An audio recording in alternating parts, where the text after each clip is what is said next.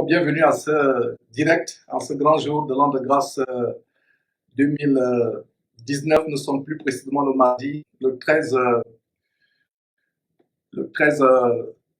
août. Et donc voilà, bienvenue mes frères et sœurs. C'est inhabituel que je commence la série de mes pauses à midi par un fait divers, un fait de l'actualité courante. Et comme je l'ai annoncé, ce serait exceptionnel. Nous allons partir d'un fait de l'actualité pour donner un message, va nous réconforter. Quand nous publions, c'est un fait de l'actualité courante, c'est un fait divers, célèbres de ce monde qui sont décédés, les personnes célèbres de la politique, les personnes célèbres du sport, du spectacle, de la musique, du cinéma ou de la finance. Quand nous publions donc le décès de ces personnes célèbres, ou alors quand nous publions le décès des faux pasteurs, certains faux pasteurs que nous dénonçons qui ne sont pas repentis à nos prédications et qui décèdent, nous publions ces choses. Beaucoup de personnes, y compris les chrétiens, nous critiquent, nous lancent des pierres. Ils s'offusquent en disant que nous manquons de compassion, que nous n'avons pas d'amour, nous manquons de compassion à l'égard de ces victimes ou de leurs familles. D'autres disent que c'est de la distraction, que nous devons plutôt nous focaliser, nous concentrer sur l'enseignement de la parole de Dieu. Voilà donc les critiques que nous recevons quand nous publions les faits divers de l'actualité, les événements des décès de personnes célèbres de ce monde que beaucoup idolâtrent, que beaucoup adulent, que beaucoup prennent comme des hommes dieux ou des femmes dieux. Si vous croyez avec moi que Jésus-Christ est notre modèle, le modèle que nous devons suivre pas à pas, si vous le croyez véritablement, que Jésus-Christ est notre modèle, le modèle que nous devons suivre, l'exemple à suivre par tous les vrais chrétiens à travers le monde, dans toutes les générations, alors voyons comment Jésus-Christ lui-même a utilisé un fait divers, un événement d'actualité, un fait divers, et vous allez comprendre comment Jésus-Christ et ses disciples étaient tellement sensibles à l'actualité. Regardez le reproche que Jésus fait au peuple, aux pharisiens et à la plupart de ses ennemis en Matthieu chapitre 24. Il dit, vous savez observer les signes des temps. Les hommes savent observer les signes des temps pour en tirer des pronostics ou pour faire certains calculs ou des projections à l'avenir. Nous, chrétiens, nous pouvons observer des événements qui se passent dans la société, des choses qui sont en vogue ou des événements qui sont passés pour en tirer des enseignements. Alors, si vous pensez que nous devons suivre Jésus-Christ, voyons comment Jésus-Christ lui-même, en Luc chapitre 13, utilise des faits de l'actualité pour passer un grand message de repentance. Mes frères et sœurs, nous ne faisons rien de nouveau. Et beaucoup seront bénis en écoutant ceci parce que nous avons reçu des critiques. Ne vous mêlez pas de ces choses, ne montrez pas tel acteur qui est mort, ne montrez pas tel politicien qui est mort, ne montrez pas tel faux pasteur qui est décédé. Nous pouvons tirer, mes frères et sœurs, des leçons profondes de certains faits de l'actualité comme le décès des personnes célèbres. Alors, imitons le Seigneur Jésus-Christ. Et vous allez voir en Luc chapitre 13, je pense que vous y êtes, comment le Seigneur Jésus lui-même a utilisé les faits de l'actualité. Alors, nous allons lire du verset 1 au verset 5. Luc chapitre 13, verset 1. En ce temps-là, donc c'était à une certaine époque, donc en ce temps-là, quelques personnes qui se trouvaient là racontaient à Jésus ce qui était arrivé à des Galiléens dont Pilate avait mêlé le sang avec celui de leur sacrifice. Voilà donc Jésus qui est à côté des personnes qui se trouvent juste à côté de lui, qui lui racontent l'histoire du sacrifice humain de Pilate en passant, voilà, c'est pas aujourd'hui que nous avons les sacrifices humains des hommes politiques, les sacrifices humains des Illuminati, des francs-maçons, ce n'est pas aujourd'hui. Voilà dans la Bible un récit de comment Pilate avait sacrifié certaines personnes, il avait tué certains Galiléens, Et les Galiléens étaient les personnes, je peux dire, en quelque sorte des compatriotes de Jésus-Christ. Jésus-Christ était issu de la Galilée, une région tellement méprisable en Israël, la Galilée, et c'est de là où Jésus est issu. Et donc, regardez comment on vient lui raconter que ces Galiléens ont eu un terrible sort, Pilate les a sacrifiés, Pilate les a tués et a mêlé leur sang à celui des sacrifices que ce Pilate faisait à ses dieux. Alors, nous voyons ici comment le Seigneur Jésus est sensible à l'actualité. Qu'est-ce que le Seigneur Jésus leur dit? Vous allez suivre au verset 2. Est-ce que Jésus dit, s'il vous plaît, je ne veux pas écouter ces choses, je ne suis pas venu par ce qui arrive, moi je suis venu sur terre faire ma mission, sauver les gens. C'est ce que vous lisez au verset 2. Si vous lisez au verset 2, ça veut dire que vous avez une fausse Bible. Jésus ne les a pas repoussés en disant non, c'est la distraction, ne me racontez pas comment les gens sont morts. Ne me racontez pas la mort des Galiléens, ça c'est les faits divers, ça c'est la distraction. C'est ce que Jésus leur a dit. Pas du tout. Regardez ce que Jésus leur dit.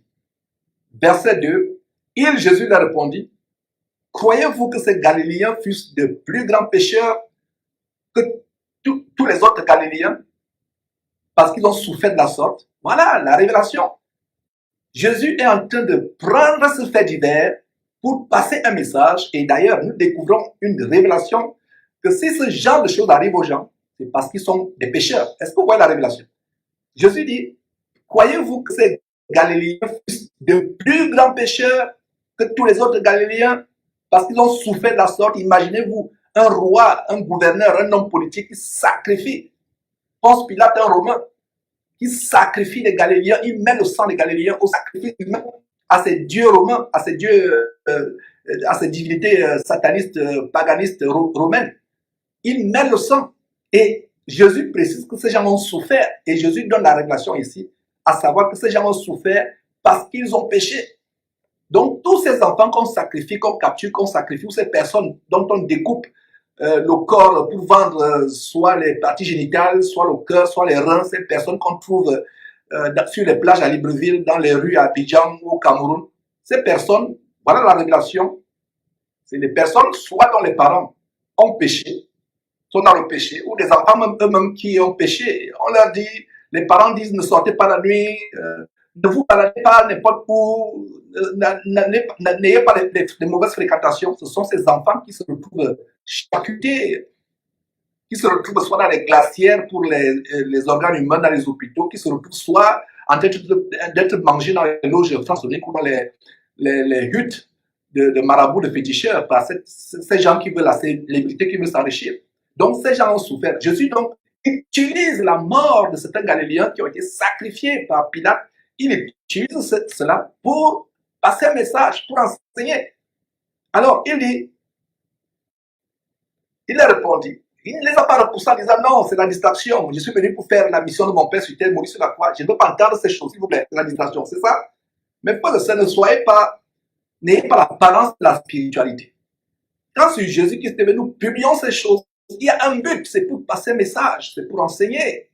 C'est pour enseigner que nous donnons ces choses. Ce n'est pas parce que nous manquons de compassion. Mais frère de ça, si moi je manquais de compassion, je ne serais pas là devant vous tous les jours. Je ne serais pas là vraiment en train de sonner l'alarme, de sonner l'alarme, d'avertir les frères, d'encourager, d'exhorter tous les jours. Je ne serais pas là. Et il n'y a pas plus grande compassion que d'avertir les gens, de dire, hey, faites attention, c'est la voie de l'enfer. Faites attention. Donc, regardez mes frères et sœurs, ce qui se passe. Jésus utilise donc ce qu'on lui raconte, un fait divers de l'actualité, un roi sacrifié. Qu'est-ce que nous vous montrons dans certains milieux de Jésus-Christ TV?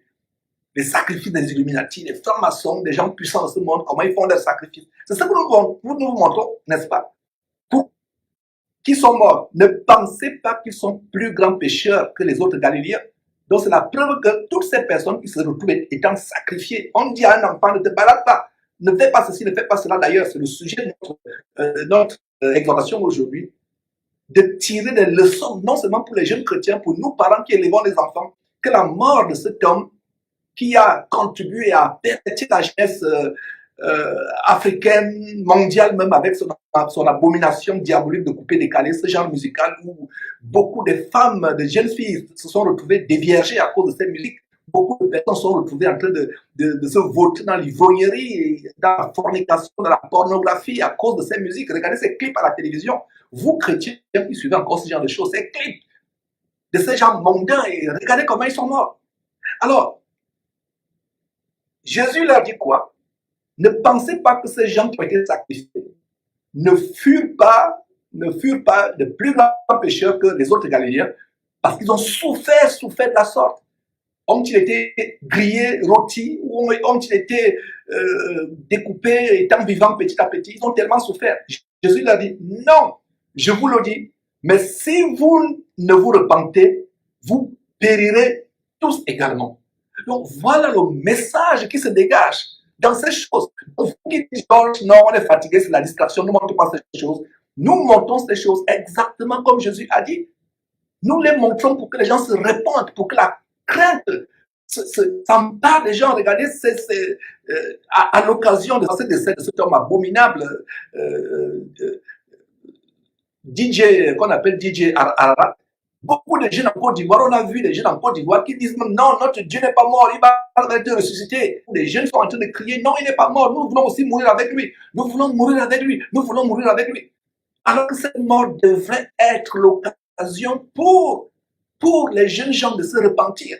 Et si vous ne le saviez pas, mes frères et sœurs, DJ Ararat, ou Arafat, je ne sais pas, est décédé en faisant de la cascade avec ses motos.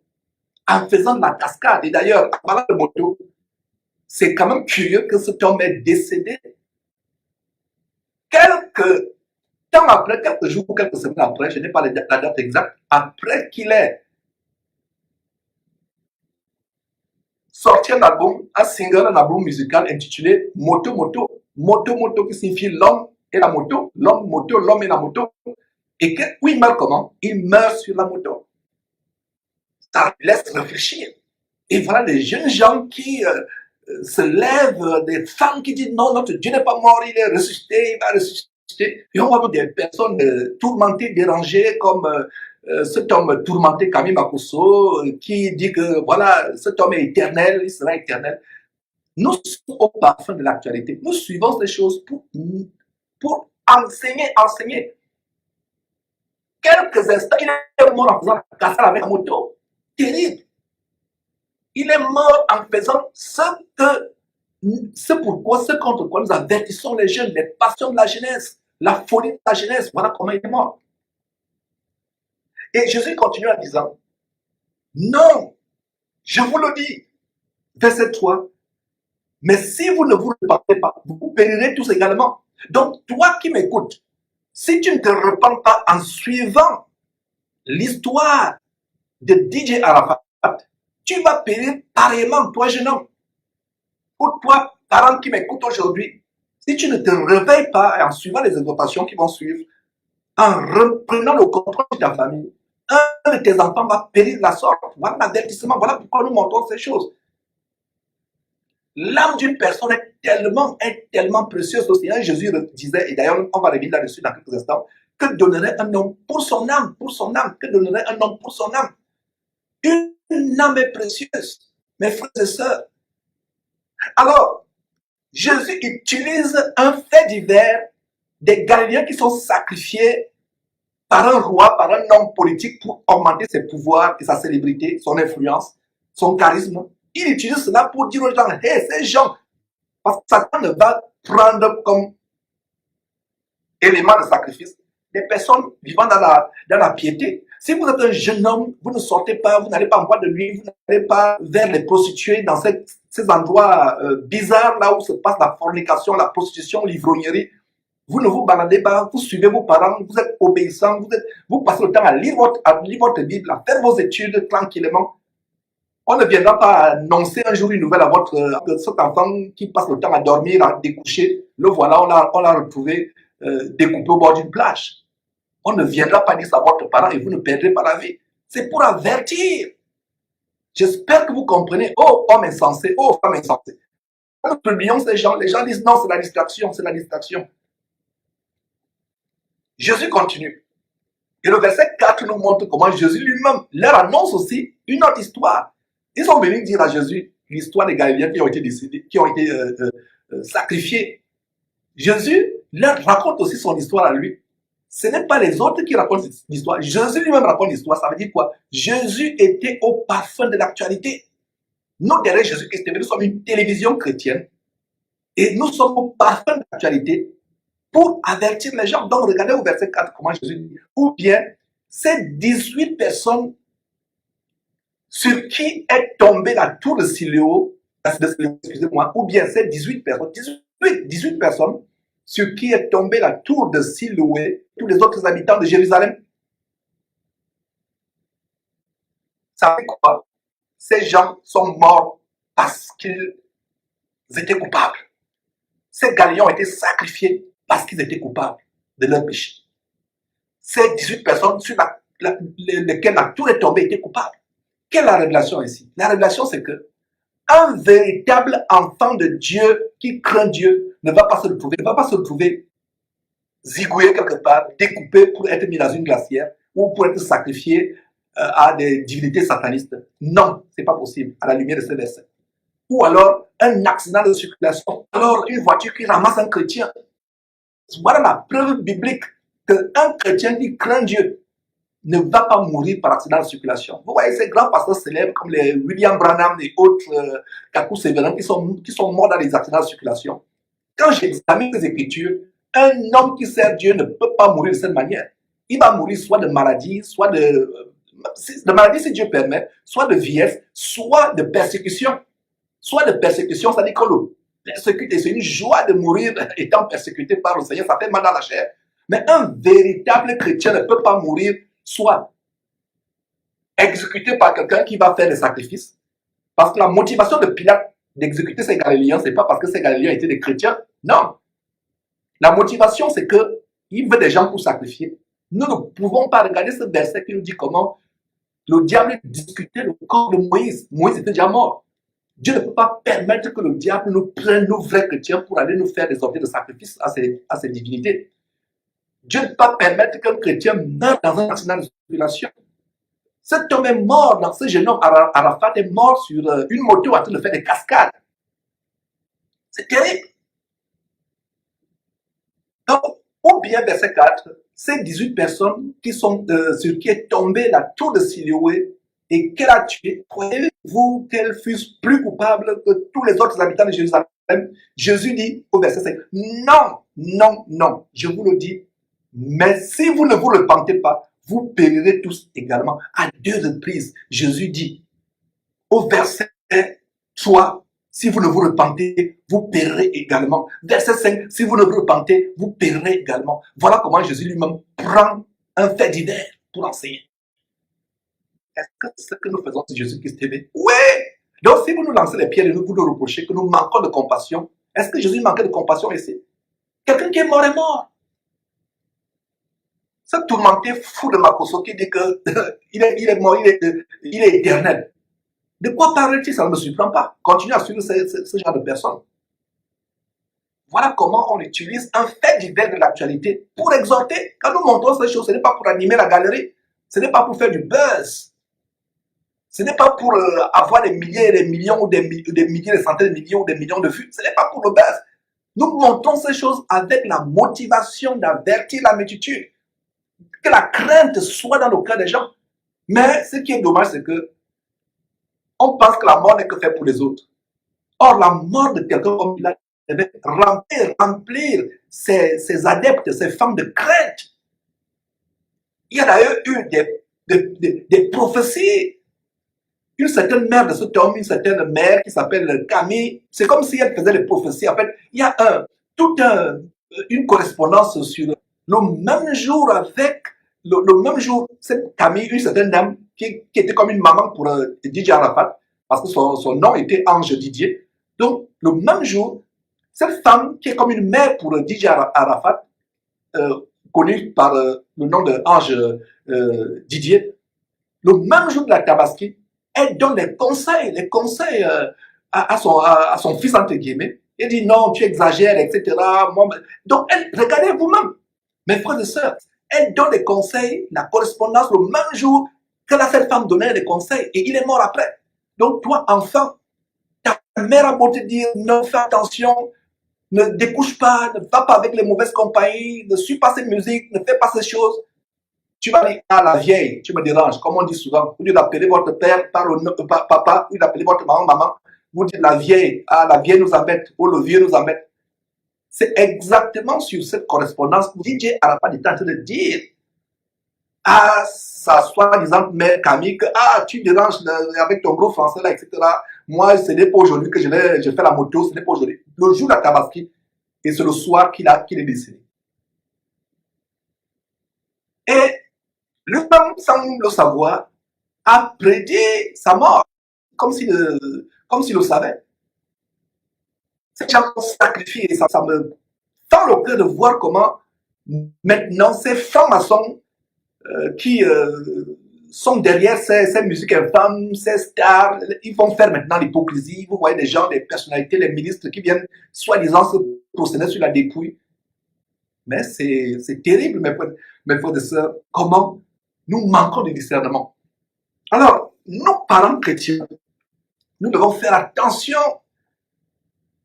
Nous devons faire attention d'élever nos enfants selon le standard de la parole de Dieu. Nous devons inculquer à nos enfants l'amour de la parole de Dieu, la piété, la crainte du mal, la crainte, je vais dire, oui, la crainte de faire le mal, effectivement, la crainte de faire le mal, la peur du mal, la crainte de Dieu, l'amour pour Dieu, leur inculquer, mes frères et sœurs, des valeurs chrétiennes telles que, et s'éloigner de l'amour de l'argent, de l'amour de la célébrité. Regardez, il y a eu un posting que je lisais avant, il y a quelques heures, quelqu'un qui dit vraiment ce que vous avez posté sur Facebook, comment avertir les parents, comment vous avertissez les parents à l'occasion de la mort de DJ Arafat. Ça m'a tellement touché. Ma famille est pauvre, vraiment.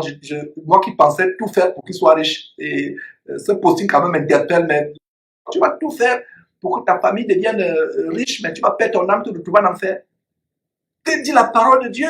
Proverbe chapitre 23, versets 4 à 5. Ne te tourmente pas pour t'enrichir. Ne te tourmente pas pour t'enrichir. N'y applique pas ton intelligence parce que la richesse finit par s'envoler. Ces motos luxueuses, tout cet argent, ces bijoux, ces bling-bling, tous ces tatouages sur DJ Arafat, ces locks, faux cheveux, locks ou je ne sais pas, peu importe, locks, qui le faisaient ressembler à un efféminé, c'est où maintenant? Où sont les femmes qu'il adulait? Il se retrouve seul dans le séjour des morts, en train de se diriger en enfer. S'il pouvait vous parler, vous ces femmes, comme la parabole de l'homme riche et de Lazare. Lazare, lui, se retrouve dans le sang d'Abraham. L'homme riche se retrouve dans les flammes de feu. L'homme riche est en train de dire, s'il te plaît, Père Abraham, dis à Lazare d'aller avertir mes frères. J'ai cinq frères pour qu'ils ne viennent pas ici. Si DJ Arafat pouvait vous parler actuellement là où il se trouve, il est en train de souffrir terriblement. Il est en train de payer. Le sacrifice qu'il y a, c'est un clip ou des photos où lui-même expressément montre son appartenance aux Illuminati, son appartenance à la cabale juive. La même cabale juive que les pasteurs comme Massoud Tunassi, comme Ivan Kassounou embrassent. Voyez vous-même, mes frères et sœurs, la cabale juive. Donc cet homme est en train de souffrir là où il se trouve et il est en train de parler à ses femmes. S'il pouvait envoyer un message au monde entier en disant, s'il vous plaît, le diable m'a trompé. J'ai passé toute ma vie pensant que je vais être riche. J'ai gagné le monde, je me retrouve seul. Je suis en train de souffrir. S'il pouvait envoyer un message au monde entier en disant, s'il vous plaît, le diable m'a trompé. J'ai passé toute ma vie pensant que je vais être riche. J'ai gagné le monde, je me retrouve seul. Je suis en train de souffrir. Il est seul, il est en train de souffrir. Toi qui me suis actuellement, si tu n'écoutes pas cet enseignement attentivement, et même si tu l'écoutes et tu ne le mets pas en pratique, tu vas regretter. Combien de personnes ont donné des avertissements à DJ Arafat? Combien de personnes l'ont averti? Combien de personnes lui ont dit, non, écoute, ces choses-là, s'il te plaît, reviens. Laisse tout ça, la gloire du monde. Il se retrouve seul en train de souffrir. Vous pensez que ça ne me fait pas mal? Je retiens mes larmes tout simplement parce qu'il ne faut pas qu'un collègue, quelqu'un de la compagnie vienne dire, mais vous avez un problème ou quoi? C'est pour ça que je me retiens, mes frères et sœurs. Ça fait mal.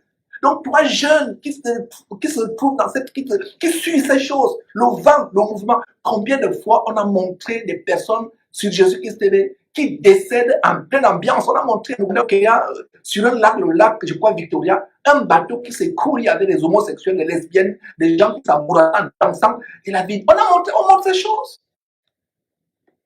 Combien de fois on a montré des personnes qui décèdent alors que quelques temps avant, c'était la fête, c'était les fêtards.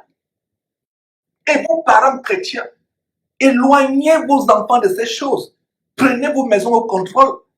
Cette maison où n'importe quelle musique, les parents, je parle aux parents chrétiens. Les parents mondains, il n'y a pas de problème. Ils sont mondains, ils ne connaissent pas ces choses. Mais vous, parents chrétiens, inculquez la crainte de Dieu à vos enfants. Qu'on n'entende pas dans votre maison des musiques profanes, des choses profanes, des films, n'importe quel film. Donc, inculquons à nos enfants, mes frères et sœurs, la haine de la gloire, la vaine gloriole du monde, la haine de la célébrité, la haine du végétariat, être star, la haine de la poursuite de l'argent. L'argent, c'est normal, vous faites vos études, vous travaillez, vous gagnez votre pain pour vous occuper de votre famille, de vos enfants et peut-être aussi soutenir vos parents, leur rendre ce qui leur est dû. Mais vous ne cherchez pas à gagner le monde entier. La richesse, Proverbe chapitre 23, verset 4 à 5, ne te tourmente pas pour t'enrichir. Il y a des parents qui sont prêts à vendre leurs enfants, leurs filles, des papas proxénètes, des mamans proxénètes, pour que l'enfant, la fille amène la richesse dans la maison. Ne vous tourmentez pas pour ces choses. Tourmentez. Regardez ce que Jésus dit en Matthieu chapitre 16, verset 26. Que servirait-il à un homme de gagner le monde entier, c'est-à-dire d'être célèbre mondialement, s'il perdait son âme? Toi qui as des rêves que ton enfant devienne une star de football, regardez, parfois on a monté des documentaires, comment ils vendent leurs âmes à Satan. Toutes ces stars, combien de vidéos on vous a montré montrant comment ces gens baptisent avec les forces et les ténèbres. Et toi, parents qui veulent t'enfant, je parle aux parents chrétiens, je ne parle pas aux parents musulmans, catholiques ou non chrétiens, je parle aux parents vrais chrétiens qui suivent ces enseignements, mais qui ont toujours des rêves que l'enfant devienne grand basketteur, grand footballeur, grand musicien. Mes frères et sœurs, donc, s'il vous plaît, inculquons à nos enfants ces valeurs, de s'éloigner des passions de la jeunesse. 2 Timothée chapitre 2, verset 22, le Saint-Esprit par l'entremise de l'apôtre Paul parlant à un jeune Timothée. Timothée à un moment était séduit par les passions de la jeunesse. Le Saint-Esprit passe par Paul, dit à Timothée ceci, et Paul a dit à Timothée, fuis les passions de la jeunesse. Fuis les passions de la jeunesse. DJ Arafat serait peut-être à ma place où je suis aujourd'hui en train de vous prêcher l'évangile, il ne serait pas mort. DJ Arafat serait quelqu'un qui peut-être, il s'appelle, je crois qu'il s'appelle DJ Ange. Exactement comme Jésus-Christ en Luc chapitre 13, verset 1 à 5, nous utilisons l'histoire, le fait divers de DJ Arafat pour passer un message. Si DJ Arafat pouvait parler au monde depuis là où il se trouve actuellement, je sais là où il se trouve, et vous qui lisez la Bible, vous savez là où il se trouve actuellement. Ça ne fait pas plaisir. Il est seul. Il est seul. Jésus dit bien, Matthieu chapitre 16, verset 26, que donnerait un homme pour son âme?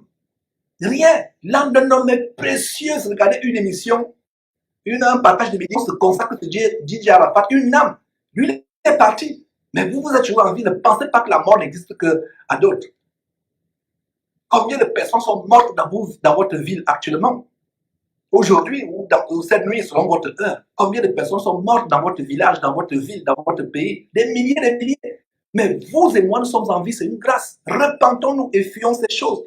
Donc, les parents chrétiens, s'il vous plaît, vous qui exposez vos enfants à ces choses, les petits-enfants leur donnent les gadgets, les jeux vidéo, ne laissez pas vos enfants, surtout quand ils sont tout petits, seuls devant la télévision. Seul sur Internet, avec une tablette ou avec un jeu vidéo. Si vous permettez qu'il regarde la télévision ou d'avoir Internet, supervisez qu'il soit à côté de vous, vérifiez ce qu'il regarde. Voilà comment votre enfant, il a 3 ans ou 4 ans. Il sait déjà comment un homme et une femme vont faire leurs choses dans leur intimité. Il sait déjà, quand il regarde papa et maman, il imagine les mêmes choses parce que, sans que vous le sachiez, l'enfant à 4 ans a déjà embrassé la pornographie à niveau avancé. On a eu des cas, mes frères et sœurs, même parmi les chrétiens, nous, chrétiens, parents chrétiens, on a eu des cas terribles. Ne vous lassez pas à mettre vos enfants sur la voie la voie de la vérité, la voie de la crainte de Dieu. Ne vous lassez pas. Et vous aurez peut-être l'impression que voilà, qu'il malgré vos efforts, qui ne semblent pas s'intéresser à la voie que vous leur enseignez, vous faites vos efforts de leur éviter ce genre de choses impudiques à la télévision, sur Internet. Vous faites un effort vraiment de les discipliner, mais vous avez l'impression qu'ils ne changent pas. Ils vous rendent la vie difficile, ils vous tourmentent. Mon frère, ma soeur, persévère, ne te relâche pas. Et n'oublie pas cette merveilleuse promesse de Proverbe chapitre 22, verset 6, qui s'accomplit dans toute famille chrétienne. Toute famille chrétienne où le père et la mère ont le désir, ont la crainte de Dieu et ont le désir d'inculquer cette crainte de Dieu à leurs enfants. Cette promesse s'accomplit. Proverbe chapitre 22, verset 6, disant, instruis l'enfant selon la voie qu'il doit suivre. Devenu grand, il ne s'en détournera pas. Devenu grand, il ne s'en détournera pas. C'est la promesse, c'est ma consolation. Ça doit être notre consolation à tous. Bien des fois dans nos familles, on a l'impression que vraiment, malgré tous les efforts, les enfants sont en train de prendre une autre direction que la nôtre. Ils n'ont vraiment pas la crainte de Dieu. Parce que la Bible dit, la folie est attachée au cœur de l'enfant. Proverbe chapitre 22, verset 15. La folie est attachée au cœur de l'enfant. Mais qu'est-ce qui va arracher cette folie? La verge de la correction. La correction, que ce soit avec les conseils, que ce soit avec de temps en temps, même la chicotte de temps en temps. Mais ne désirez pas tuer un enfant. Le Proverbe chapitre 19, verset 18 dit, châtie ton fils, car il y a encore de l'espérance, mais ne désire pas le faire mourir. Maintenant, si vous châtiez votre enfant avec l'intention de le faire mourir, vous devenez un meurtrier. Et vous allez peut-être vous retrouver en prison. Mais il faut que l'enfant sache que vous le disciplinez, vous le châtiez avec amour. Et plus tard, il sera reconnaissant. Que je suis reconnaissant, mes frères et sœurs, de toutes les chicottes. Mon père était un policier et c'est avec la matraque en caoutchouc, la grosse matraque qui me frappait. C'est par la grâce de Dieu que je suis devant vous, devant vous, je vais vous prêcher la parole de Dieu. Mais je rends grâce à Dieu de ce que la matraque de mon père y a aussi contribué. Parce que si la matraque de mon père n'avait pas contribué, peut-être j'aurais été à la place de DJ Arafat. Beaucoup d'enfants sont à la place de DJ Arafat ou sont sur la voie de DJ Arafat parce qu'ils ont été abandonnés à eux-mêmes. Regardez ce que Proverbe chapitre 29, verset 15 dit. Notez ces versets, mes frères et sœurs. Proverbe chapitre 29, verset 15 dit ceci. 29, verset 15 dit, la mère livrée à lui-même fait honte à sa mère. Regardez la douleur de la mère de DJ Arafat aujourd'hui. Un message vraiment pour que on tire les leçons. Exactement comme Jésus fait en Luc chapitre 13, verset 1 à 5. La verge et la correction donnent la sagesse, mais l'enfant livré à lui-même fait honte à sa mère et à son père. La verge et la correction donnent la sagesse, mais l'enfant livré à lui-même fait honte à sa mère et à son père. Ces enfants, cette maison où l'enfant est roi d'ailleurs, il y a un temps qui a été prophétisé dans la Bible, à savoir que les enfants seront des rois.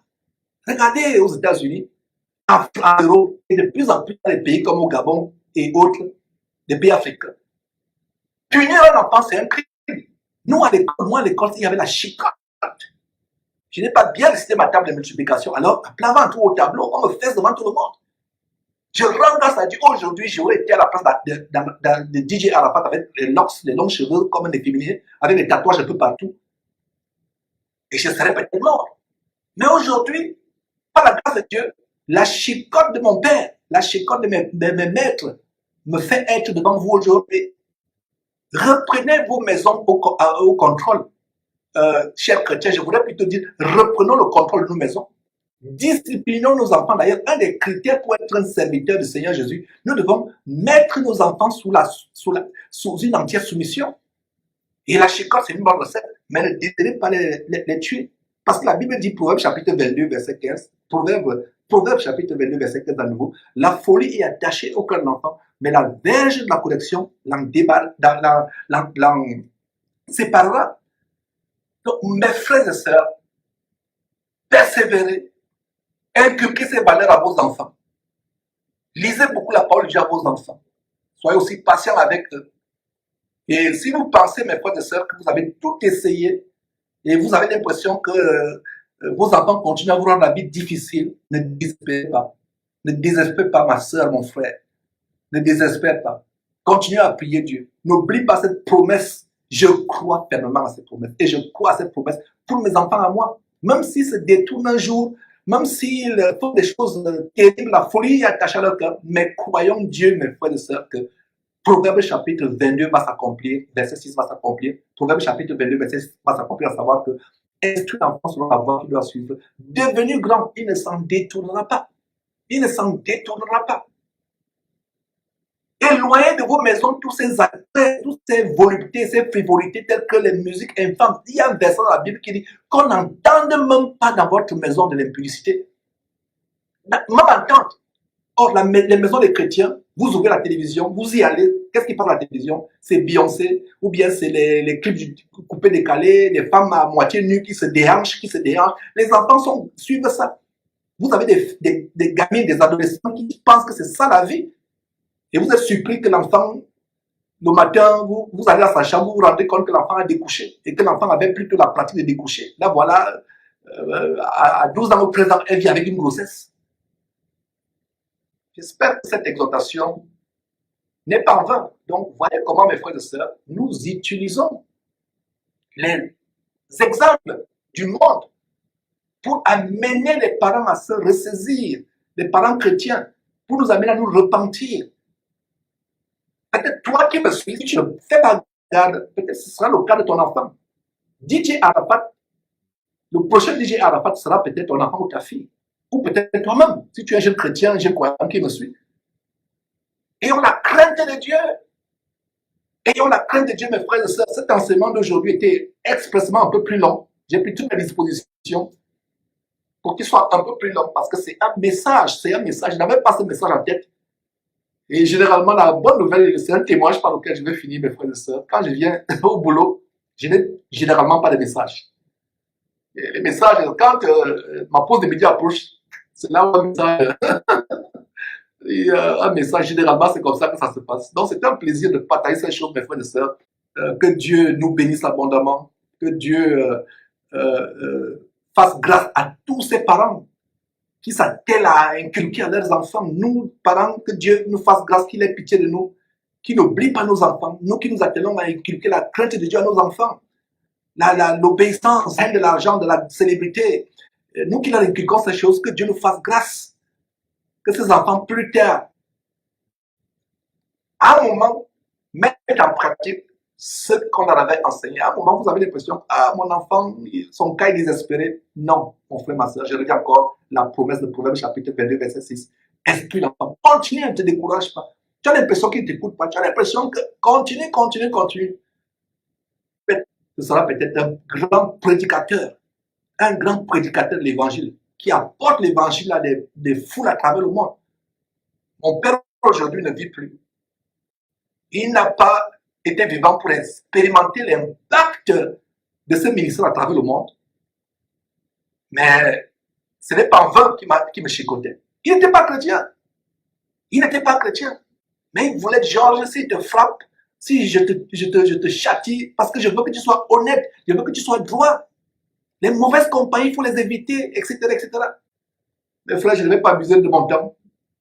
Ma pause de midi est presque finie. Donc, à la prochaine, mes frères et sœurs. Que Dieu vous bénisse.